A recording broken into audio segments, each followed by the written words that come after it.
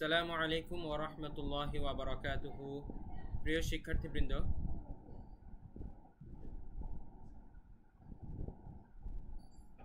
আসসালামু আলাইকুম ওয়া রাহমাতুল্লাহ।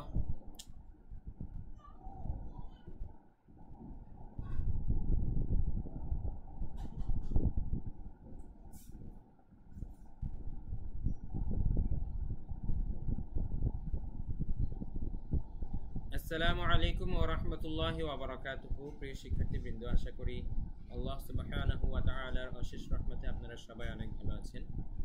তো ইতিমধ্যেই কিন্তু আমরা বানান করে যে কোনো আরবি শব্দ পড়ার যত ধরনের নিয়ম ছিল সব কিন্তু শেষ করেছি। এই পৃষ্ঠা থেকে আপনারা বানান করে করেও প্র্যাকটিস করবেন এবং বানান করে প্র্যাকটিস করা হলে পুরো বাক্যটি একবারে তেলাওয়াতের ন্যায় রিডিং পড়ার মতো করেও প্র্যাকটিস করবেন। আমি দুইভাবেই আপনাদেরকে শোনাবো ইনশাআল্লাহ। যখন কিনা আপনারা তেলাওয়াত করে বা রিডিং পড়ার মতো যোগ্য হবেন, তারপরে আপনারা পরবর্তী পৃষ্ঠায় আগাবেন। এখন থেকে প্রত্যেকটা পৃষ্ঠাতে আমরা রিডিং স্কিলটা গঠন করতে চেষ্টা করব ইনশাআল্লাহ। সবাই এই লক্ষ্য মাথায় রেখে আগাবেন। আর পাশাপাশি আমরা কিছু তাজউইদের নিয়মও শিখব ইনশাআল্লাহ। তো যখন যেই তাজউইদের নিয়মের প্রয়োগ হবে আমি তখন সেটা আপনাদেরকে দেখিয়ে দিব ইনশাআল্লাহ, চিহ্নিত করে এখানে কোন নিয়মটি প্রয়োগ হয়েছে, এবং আপনারা এর মাধ্যমে খুব সহজেই নিয়মটা শিখতে পারবেন। তো সবার প্রথম বাক্যে আমরা দেখি বিসমিল্লাহির রহমানির রহিম। এই পৃষ্ঠা থেকে কিন্তু মূলত আবারও বলছি, কোরআনের বিভিন্ন আয়াত এখানে দেওয়া আছে। সবগুলো লাইনেই কোরআনের বিভিন্ন আয়াত এবং আয়াতাংশ দেওয়া আছে। অর্থাৎ এই পৃষ্ঠা আপনারা রিডিং পড়তে পারেন মানেই সরাসরি আপনারা কোরআন পড়তে পারেন। মানে এই পৃষ্ঠা থেকে আমাদের কোরআন শুরু, ঠিক আছে? সরাসরি কোরআন শেখার জার্নি আমাদের এই পৃষ্ঠা থেকে শুরু হয়। এই কদিন আমরা আরবি যে কোনো ধরনের বাক্য, শব্দ, রিডিং পড়ার নিয়ম শিখেছি। এই পেজ থেকে আমাদের সরাসরি কোরআন পড়ার নিয়ম শুরু হচ্ছে। আমরা কোরআন আজকে ধরলাম, ঠিক আছে? সবাই এটা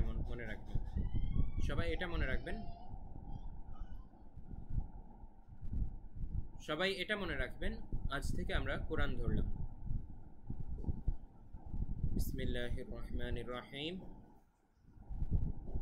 হামজা লাম জবর আল, হামিম জবর হাম, আল হাম, দাল পেশ দু, আল হামদু, লাম লাম জের লিল, লাম খারা জবর লা, লিল্লাহ, হাজির হি, লিল্লাহি, আলহামদুলিল্লাহি,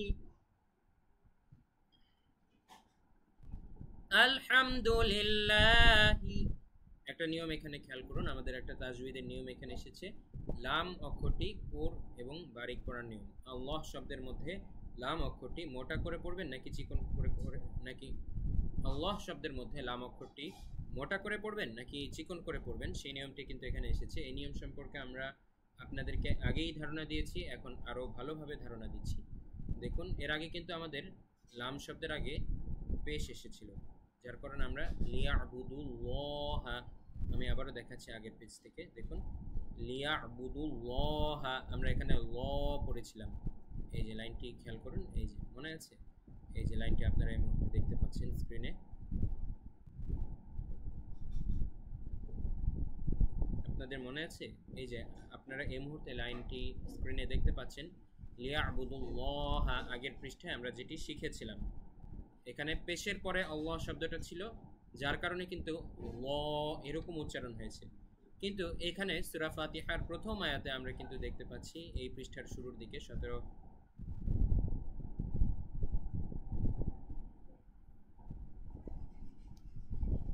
কিন্তু এখানে 18 নম্বর পৃষ্ঠার শুরুর দিকে সূরা ফাতিহার প্রথম আয়াতে আমরা যেটা দেখতে পাচ্ছি, আল্লাহ শব্দর লাম খারা জবরের ঠিক আগে জের চিহ্নটি এসেছে, এবং জের চিহ্নটি আসার কারণে কিন্তু এখানে উচ্চারণটা, লামের উচ্চারণ পাতলা হবে, ল এরকম হবে না, লা এরকম হবে, ঠিক আছে?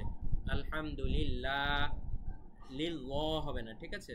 তার মানে আবারও খুব ভালোভাবে নিয়মটা লিখে রাখবেন, প্রয়োজনে মনে রাখবেন। এই লাম খারা জবরের আগে আল্লাহ শব্দের মধ্যে যে একটা খারা জবর আছে, খারা জবরের ঠিক আগের চিহ্নটা আপনারা খেয়াল করবেন। খারা জবরের ঠিক আগের চিহ্নটা আপনারা খেয়াল করবেন। চিহ্নটা এর আগের অক্ষরেও থাকতে পারে, তারও আগের অক্ষরে থাকতে পারে, তারও আগের অক্ষরে থাকতে পারে, সেটা কোনো সমস্যা নেই। চিহ্ন যে কোনো জায়গায় থাকতে পারে, কিন্তু যেই চিহ্নটাই আছে, জবর, জের বা পেশ, কোন চিহ্ন আছে ঠিক এই খাড়া জবরের আগে, সেটা আপনাদের খেয়াল রাখতে হবে, ঠিক আছে? তো খাড়া জবরের আগে যদি জের থাকে তাহলে খাড়া জবরের উচ্চারণ পাতলা হবে, লা এভাবে। আর খাড়া জবরের আগে যদি জবর অথবা পেশ থাকে সেক্ষেত্রে খাড়া জবরের উচ্চারণটা মোটা হবে, ল এভাবে। আশা করি নিয়মটা খুবই ক্লিয়ার, আপনারা লিখে রাখবেন প্রয়োজনে, ভালোভাবে নিয়মটা আয়ত্ত করবেন। তো এখানে হচ্ছে কি আলহামদুলিল্লাহি, তারপরে রবা জবর রব, বা লাম জের বিল, রব্বিল, আইন খারা জবর আ, রব্বিল আ, লাম জবর লা, রব্বিল আলা, মিম ইয়া জের মি, রব্বিল আলামি, নুন জবর না, রব্বিল আলামিনা। এখন একটা জিনিস খেয়াল করুন, মিম ইয়া জের মি, নুন জবর না, মিনা। এখানে জেরের বাম পাশে যজমলা ইয়া এসেছে, এই কারণে কিন্তু এক আলিফ টান হওয়ার কথা সাধারণত, আমরা যেটা এতদিন শিখে এসেছি। এখানে মধ্যে তবাই প্রয়োগ হয়েছে, জবরের বাম পাশে খালি আলিফ, জেরের বাম পাশে যজমলা ইয়া এবং পেশের বাম পাশে যজমলা ওয়াও হইলে এক আলিফ টানিয়া পড়তে হয়। এবং এই এক আলিফ টান দেওয়াকে, এই মাদকে মধ্যে তবাই বলে, আমরা এতদিন যেটা জানতাম, ঠিক আছে? এখানেও কিন্তু সাধারণভাবে চিন্তা করলে মধ্যে তবাই প্রয়োগ রয়েছে। আমরা যদি এখানে না থামি, রব্বিল আলামিনা এভাবে যদি আমরা পড়ি এক আলিফ টান হবে। কিন্তু এখন আপনাদেরকে একটা নতুন নিয়ম শেখাবো, এই সেম নিয়মেরই একটু অ্যাডভান্সড রূপ। সেটা হচ্ছে আমরা যদি কোনো বাক্যের শেষে, আরবি বাক্যের শেষে বা কোনো আয়াতের শেষে, বিশেষ করে কোরআন পড়ার সময় শুধুমাত্র এই নিয়ম, সাধারণ দৈনন্দিন কথাবার্তার আরবি বাক্য অথবা আরবি বলার সময় এই নিয়ম না, শুধুমাত্র কোরআন পড়ার সময় এই মাদের 3 আলিফ 4 আলিফ মাদের নিয়মগুলো প্রয়োগ হবে, ঠিক আছে? তো এখন আমরা যেই মাদটি শিখবো সেটা হচ্ছে মাদ্দে আরজি। মাদ্দে তবাইর আরেকটু অ্যাডভান্সড রূপ হচ্ছে মাদ্দে আরজি। সেটা কি আপনারা একটু মনে রাখবেন ভালো করে। দেখেন এখানে কিন্তু আমরা এক আলিফ টান সবসময় দিয়ে এসেছি, আমরা যদি এখানে না থামি আলামিনা, কিন্তু এই নুনের মধ্যে যেহেতু বাক্য শেষ, বাক্যের শেষে আমাদের থামতে হবে। এবং আমি আবারও আপনাদেরকে বলছি, আমরা যখন থামবো তখন কিন্তু আলামিন, এই সবসময় শেষের অক্ষর যজম হয়ে যায়। শেষের অক্ষর কি হয়ে যায়? যজম হয়ে যায়। আমরা আলামিনা এরকম আর বলতে, আমরা আলামিনা এরকম আর বলতে পারবো না। শেষের অক্ষরটাকে আমাদের যজম করে দিতে হবে, আলামিন এভাবে। এখন মনে রাখবেন, বাক্যের শেষে যদি মাদ্দে তবাইর মতো এক আলিফ টান আসে, হ্যাঁ ঠিক আছে, জবরের বাম পাশে খালি আলিফ, জেরের বাম পাশে যজমলা ইয়া, পেশের বাম পাশে যজমলা ওয়াও, এই নিয়মগুলা যদি মাদ্দে তবাইর ন্যায়ের এই নিয়মগুলা যদি কোনো বাক্যের শেষে আসে, সেই ক্ষেত্রে এক আলিফ টান না হয়ে আমরা যদি সেখানে থামি, মনে রাখবেন আমরা না থামলে কিন্তু এক আলিফ টানই হবে, কিন্তু আমরা যদি সেখানে থামি এক আলিফ টান না হয়ে 3 আলিফ টান হবে, এবং সেটার নাম হবে তখন মাদ্দে আরজি। মনে থাকবে? তাহলে আমরা এখানে কিভাবে পড়বো? রব্বিল আলামিন। দেখুন আমরা কিন্তু এখানে থামছি, থামার কারণে আলামিন বললাম, আলামিন না বলবো না, ঠিক আছে? যজম করে দিব প্রত্যেকটা আয়াতের শেষে। পজ করো। আচ্ছা পজ না, যদি তাড়াহুড়ো করে এই নিয়ম একদমই বুঝবে না, অনেক জটিল নিয়ম, বুঝছো?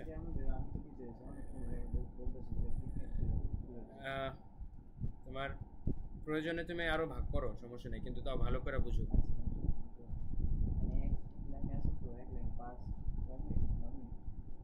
আচ্ছা, এখান থেকে প্রত্যেক লাইনে অনেক বোঝানো লাগবে, তাহলে কি করবো? তাহলে তোমার ভাগ বাড়াইতে হবে। তো আমরা কিন্তু এখানে থামার কারণে আলামিন বলছি, ঠিক আছে? আলামিন বলার কারণে যেহেতু আমরা থামলাম, তাই এক আলিফ টান না হয়ে এখন 3 আলিফ টান হবে। আশা করি আপনারা বুঝতে পেরেছেন। তো কিভাবে পড়বো এখন দেখুন, আমি পুরো লাইনটা তেলাওয়াত করে শোনাচ্ছি, আপনারা এইভাবে প্র্যাকটিস করবেন। বানানটা মনে মনে আপনাদের অটোমেটেড হয়ে যেতে হবে, ঠিক আছে? বানানটা এতবার করে পড়বেন যে এরপর এই শব্দের দিকে, এই বাক্যের দিকে তাকালে আপনাদের যেন আর বানান করতে না হয়, তাকালেই বুঝবেন যে এখানে কি লেখা আছে। বানান অনেকবার করে করে পড়ার পর আপনাদের এটা আয়ত্ত হয়ে যাবে।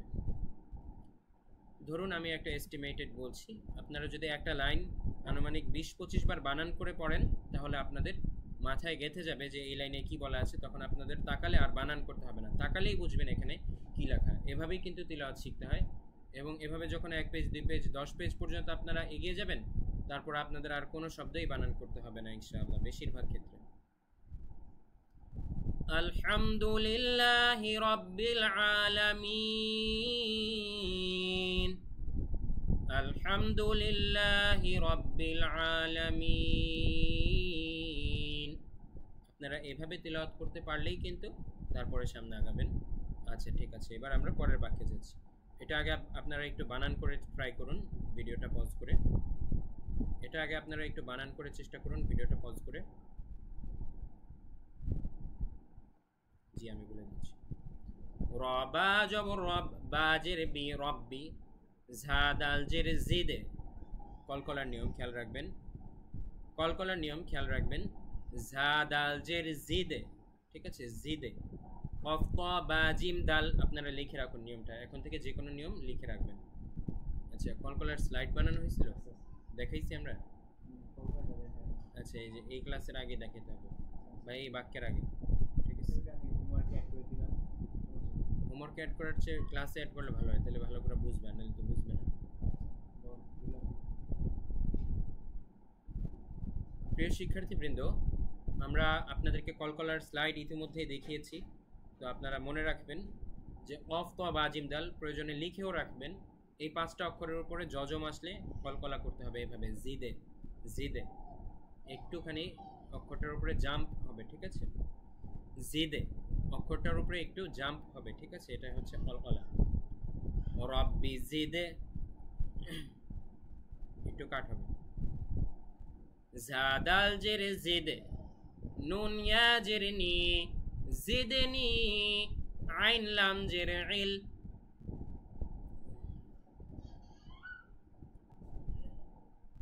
এখান থেকে আবার জাদাল জের জিদে, নুন ইয়া জের নি, জিদনি, আইন লাম জের ইল, মিম আলিফ দুই জবর মান, ইলমান, রব্বি জিদনি ইলমান। এখন একটা জিনিস খেয়াল করুন, ইলমান, এখানে কিন্তু একটা বাক্য শেষ, এখানে জায়গা নেই দেখে গোল চিহ্নটি দেওয়া হয়নি, তবে এখানে একটি গোল চিহ্ন হবে এবং এখানে একটি বাক্য শেষ। তো দেখুন যে কোনো বাক্যের শেষে যদি দুই জবর থাকে, ঠিক আছে, দুই জবরের সাথে সাথে আলিফও থাকে সবসময়, তো এরকম ক্ষেত্রে আমরা ইলমান না বলে ইলমা বলবো, ঠিক আছে, আলিফের ব্যবহারটা করব এবং এক জবর এখান থেকে ড্রপ আউট হয়ে যাবে, এক জবর বাদ হয়ে যাবে, ইলমা বলতে হবে আমাদের। রব্বি জিদনি ইলমা, মনে রাখবেন আবারও ক্লিয়ার ভাবে, যখন কোনো বাক্যের শেষে দুই জবরের সাথে আলিফ থাকবে, বাক্যের শেষ হওয়ার কারণে একটা জবর সেখান থেকে বাদ হয়ে যাবে, আর বাকি উচ্চারণটা আমরা এভাবে করব, রব্বি জিদনি ইলমা।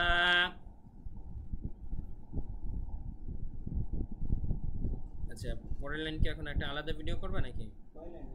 এক লাইন হয়েছে, কিন্তু এক লাইনই তো অনেক বড়।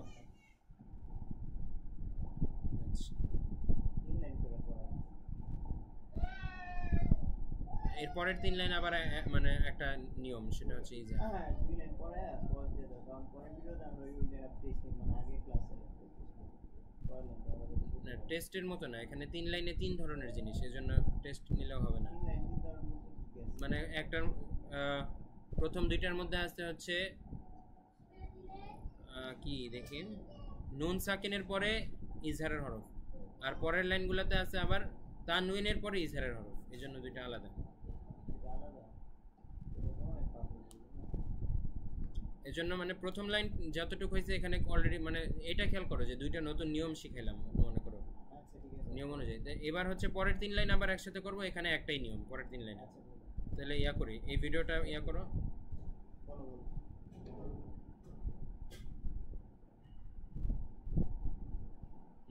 এটা কি হলো,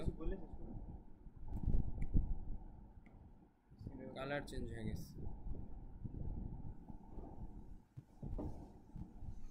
কিসের ডার্ক মোড থেকে হোয়াইট হয়ে গেছে পুরো। আচ্ছা সমস্যা নেই, তুমি পরে চেঞ্জ করো। তো প্রিয় শিক্ষার্থীবৃন্দ, প্রথম লাইনটি আমরা কিন্তু একটা ভিডিওর মধ্যে শিখলাম, কেননা এই প্রথম লাইনেই কিন্তু অত্যন্ত গুরুত্বপূর্ণ দুটি নিয়ম এসেছে, যেটা কিনা আপনাদের জন্য মনে রাখা খুবই ইম্পর্টেন্ট। এর পরের 3 লাইনে আমরা আবার আরেকটা পৃথক নিয়ম শিখব পরবর্তী ভিডিওতে, সেই নিয়মের নাম হচ্ছে ইজহার। ইনশাআল্লাহ পরবর্তী ভিডিওতে দেখা হচ্ছে। এই লাইনটি এবং এই নিয়ম সবাই ভালো করে শিখে তারপরে পরের ভিডিওতে আগাবেন। সবাইকে অনেক ধন্যবাদ। আসসালামু আলাইকুম রহমতুল্লাহ। স্যারের তোমার ব্যাপার আছে আমাদের শিখানো ছিল আগে হ্যাঁ তোমার হ্যাঁ, এই স্যার তো আমরা গত 15 ক্লাসে তো তোমার শিখছি